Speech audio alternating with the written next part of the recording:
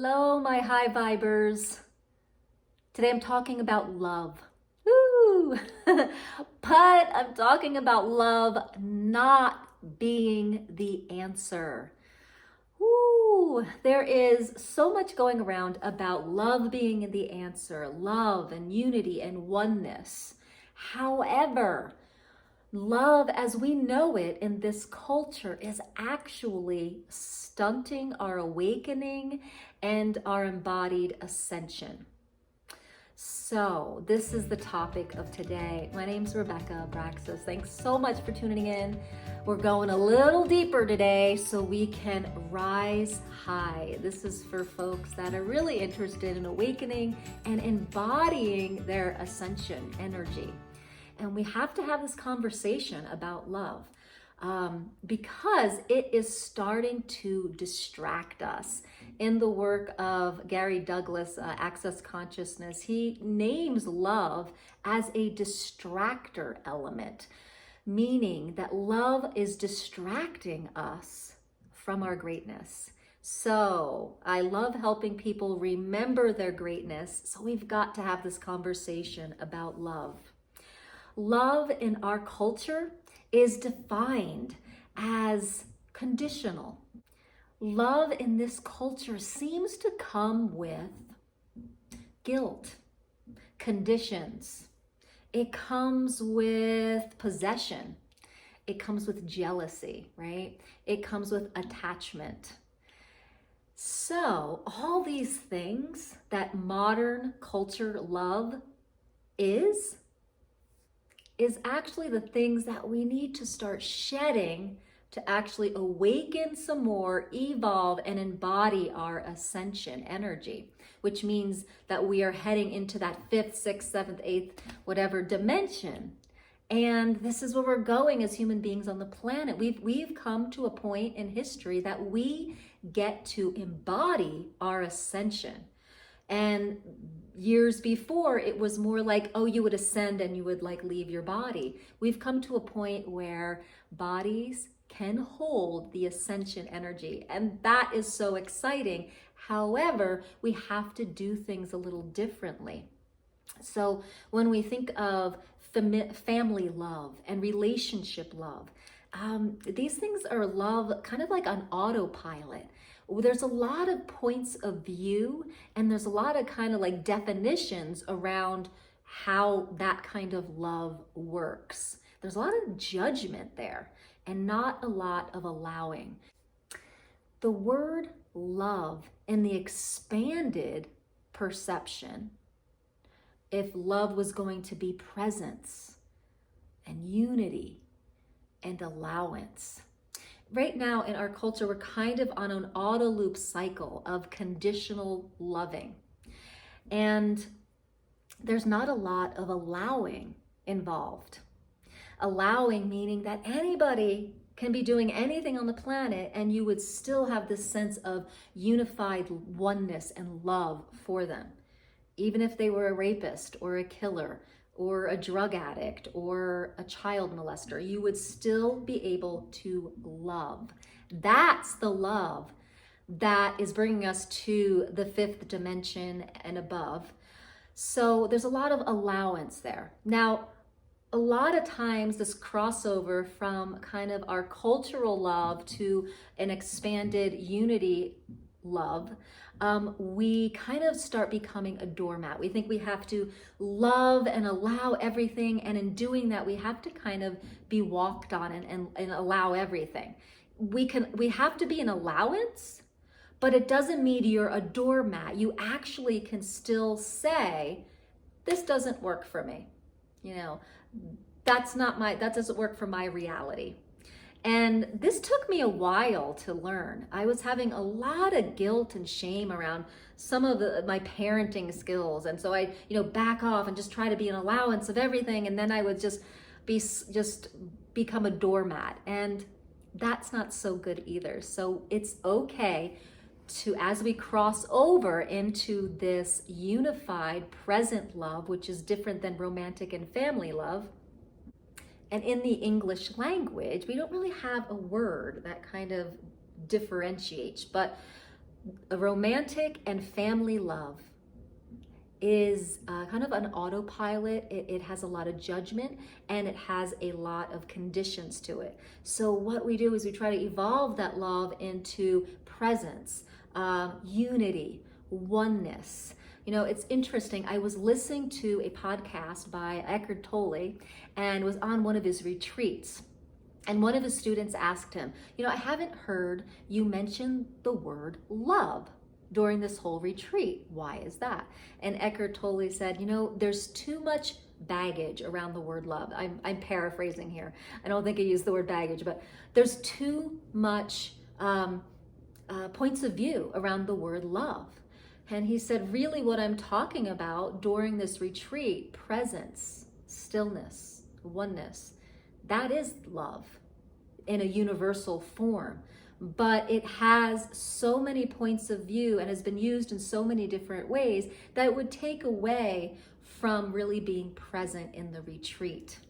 And that was Eckhart Tolle's answer. So as we are diving deep and rising higher from taking a look at where we're being distracted by love, this will help us to really embody our ascension energy more fully. So what does it require of us? It requires us to love in a way that does not have any possession. Love in a way that has allowance to it.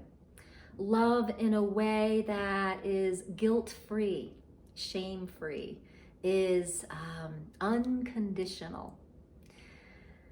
And it doesn't have sentiment. It doesn't have a past. What if you could love the one you are with? There's no jealousy in this unified or oneness love. And it comes with a lot of presence and awareness. You know, a loving act actually could look a little aggressive. Remember Jesus in the temple taking the table and shoving it, right? Now, being love, being oneness means that you're willing to live with awareness, and to the point of you're willing to have behavior and words that would assist someone waking up.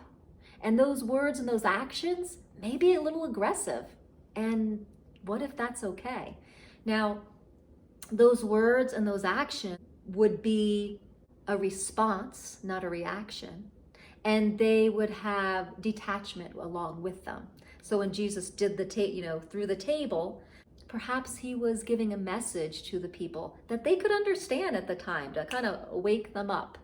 You know, I've often wondered that about boys. There's times I've been reactive in my parenting, but there's times that I'm totally calm inside, but I notice that I kind of yell because, I don't know, my boys just need that to kind of wake up.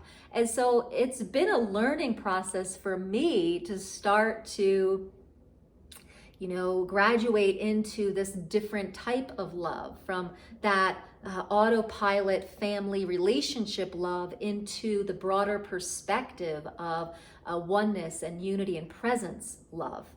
And there's a real distinction. There's not a lot of judgment around oneness and love. Okay, if you look at family and love and relationships or romantic love, there's a lot of like how-tos, right? There's not a lot of allowance. There's a lot of points of view. There's a lot of judgments, okay? That kind of love is gonna just hold us in a holding place to not really awaken to the next frequency that's calling us. So if we want something different, we have to do something different. Now, if you're called to awaken, if you are called toward your embodied ascension, this is going to be imperative that you take this leap from this contracted love into a universal open love, okay?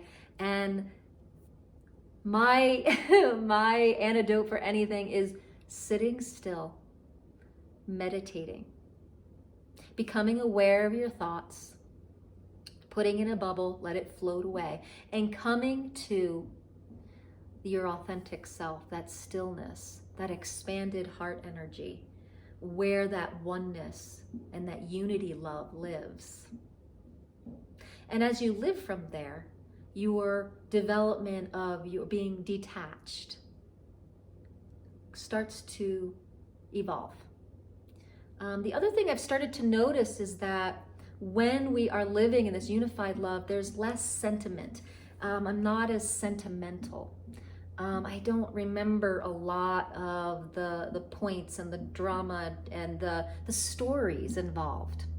The stories are leaving, but the sense of love is still there, but there's less sentimentality.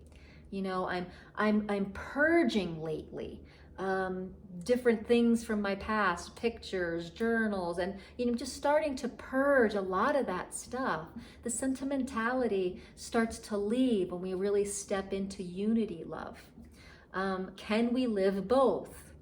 Kind of, but family life and romantic love requires us to live in that autopilot bubble with a lot of judgment and guilt.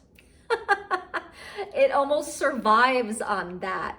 So we can become aware. As we grow our awareness, we can choose to play out that reality, but know that it's not real, and know that we're not going to get caught into the guilt trips or the attachment or the sentimentality, or you just start to realize they really don't have their hooks in you anymore. When you really are expanding into this unity love, you can't really be hooked in by the things of romantic love and familiar love.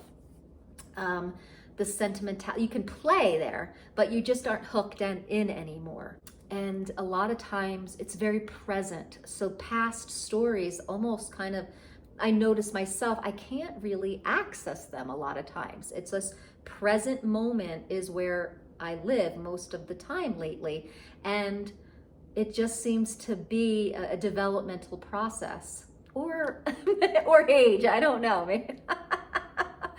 But honestly, like whatever it is, it brings a lot more peace and oneness. And so there's the word compassion. Fifth dimension is full of compassion. However, a lot of times we also kind of bastardize the word compassion in this culture too. Love and compassion kind of are bubbled together in this condensed version of it. And we, just like anything, humans use things to control people and to manipulate. And so love and compassion can be distractors and manipulation. So what is compassion really as we enter into the fifth, sixth, the higher dimensions? Compassion is, I know what it's like to be there. I'm holding you. But I'm not going there. I remember how that felt. I remember the suffering. Being present there with them, being like, yeah, the suffering's hard. And just being present with them, but not becoming the energy of that. You cannot get down enough, sad enough, angry enough to help someone. I kind of look at it this way. When someone is stuck in lower frequency emotions and they're down in a well, just think of them down in a well in those emotions. Now, if you jumped in the well to help them, this is our modern day kind of metaphor for compassion. We jump in the well with them and we hold them, right? But now you're both stuck in the well. So, fifth dimension compassion is seeing someone in the well. I'm holding you in love and standing at the top of the well and being like, you let me know when you're ready to come out. I'll send the rope down. That's modern compassion. It's not jumping down there to save or to rescue. It's to stand up here and being like, when you're ready, you come to me, you come up to me. It's not really an up thing, but it's like when you're ready to not be living that reality, that suffering anymore. That's true compassion. I'm holding space. I'm in unity with you. In your love, I'm holding your light. I am holding the brightness of your light. That is true compassion, not holding the blown out candle of that soul. It's actually holding the light for them as that beacon, being the lighthouse for them. Maybe that's another metaphor that works even better, is that these souls are out, they're on the currents and the big waves of the emotional storms. Yet you just stand there being the lighthouse and guiding them toward their light, holding their light for them. That is fifth dimension compassion. As we're seeking and reaching our evolution and our ascended embodiment and awakening, this is the next kind of step down the yellow brick road of awakening, is to start to take a different look at what love, the energy of love, is in this culture and what it's asking of us. If you are interested in awakening even more, and if you are interested in embodied ascension, this is what we really do need to take a look at. Modern cultural love versus unity love. Modern compassion, unity compassion. Woo! Yes! We can do this. Love, we're onto this. We are awakening to the different frequencies of love that are living in our culture. We are diving deep today with the frequencies of love, and we are awakening and raising our vibration higher just by the awareness that, love is asking something different of me. Love on an auto loop, right, keeps us just scrolling around asleep. It's time to jump off that auto loop and awaken to a different frequency of love, which is unity and oneness.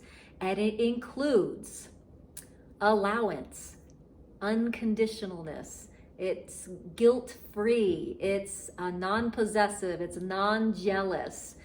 It's open. It's oneness. It's seeing the light in every single person and being an allowance of their choices. That is what fifth dimension is asking of us. And it's not super easy to make the jump and the step and the evolution, but it's possible, and we are doing it, remembering our greatness together. Beautiful people, what is your perspective on unity love? Please let me know in the comments.